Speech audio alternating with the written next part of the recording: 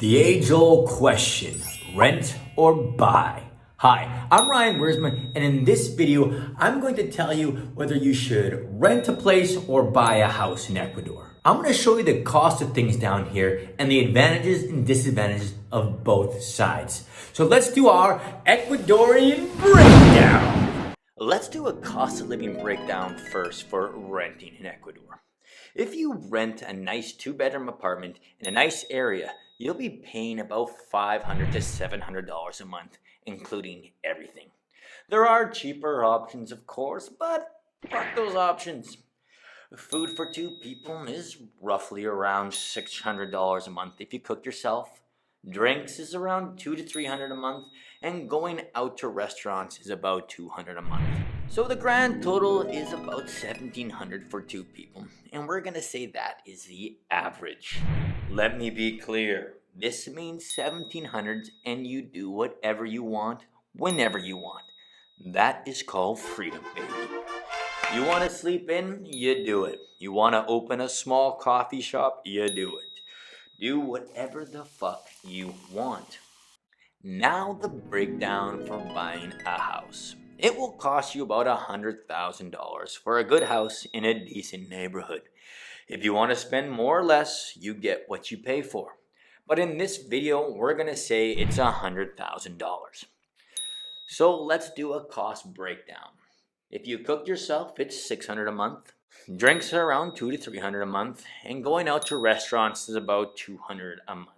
But you have maintenance costs for people to uphold your property, have a maid to come in and clean every so often. So we're going to say that's $50 a month. You need to pay property taxes, which is $30 a month. Power is going to cost you about $20 a month, and water will cost you about $15. So for all those costs, we're going to add them up and say it's $100 a month, which makes the grand total $1,100 per month. So the difference between renting and buying a month is around $400 to $600. Now, let's look at the different type of gringos that come to Ecuador to live and see which option would be better.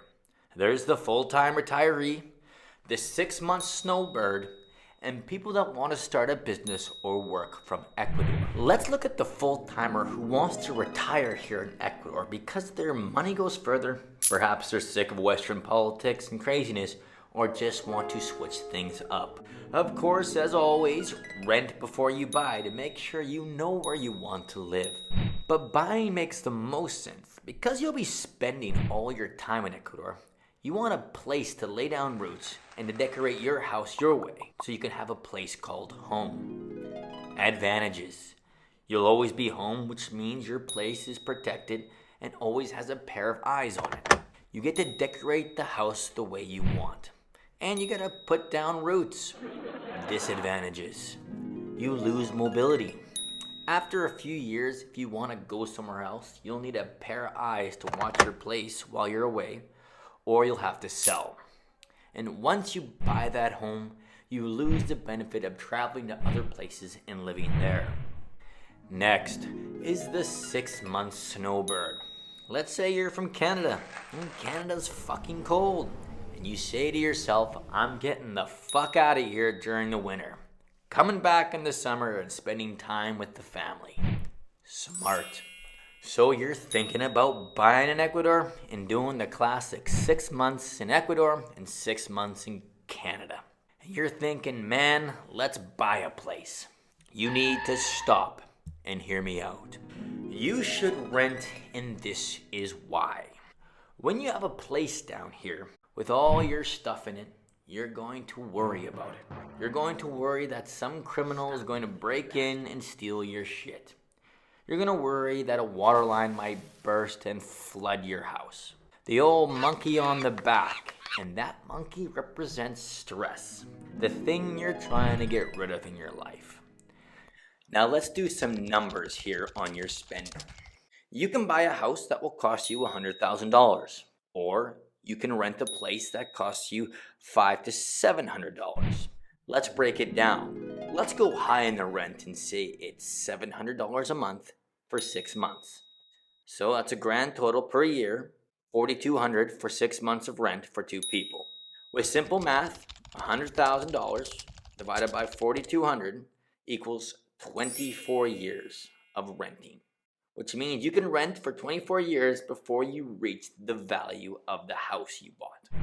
So the advantages are simple. If you rent, you get mobility, which is priceless. And not to mention, no worries about people robbing you while you're back in your home country. Once you leave, you're gone. No worries. This gives you a thing called freedom. Also, let's say you want to try out a different country for 6 months, like Colombia, Bali, or Thailand. You pick up and go, and it's that easy. Or maybe your kids had kids, and now you want to spend time with your family. Disadvantages. The place you rent won't have your specific touch and won't feel like home. Another one is you'll be paying another $500 to $700 a month. And the final one is you won't have it as an investment. The last is for the business-oriented people that want to make money or work in Ecuador. Buying land has its benefits. If you buy and get the right people to manage it, your place will become a rental and you can make some passive income. Because there are few building codes, you can build multiple places on your land and do an Airbnb to make profit. There's less red tape in Ecuador to start businesses and a lot of opportunity. Also, your property has a chance to go up in value and you can make profit there as well. If you're working by the internet and Ecuador is the place you want to call home, then clearly buying and laying down roots has its benefits. Advantages is your place or places are going to generate money. Also, there are people living in your place, so you'll have people keeping an eye on your property. You get to decorate your house your way, and you save on rent. Disadvantages is there's responsibility for booking your place out or having the right people run it when you're not there. People can break things in your place. You'll have maintenance costs. So to recap everything, with renting, you get mobility. So if you want to travel around and experience the beauty the world has to offer, then renting is probably the better option. But if you're going to stay and put down roots or start a business, then buying has a lot of benefits. Hey, I hope this helped. If you have any questions or if I missed anything, just leave it in the comments below and I'll answer them best I can.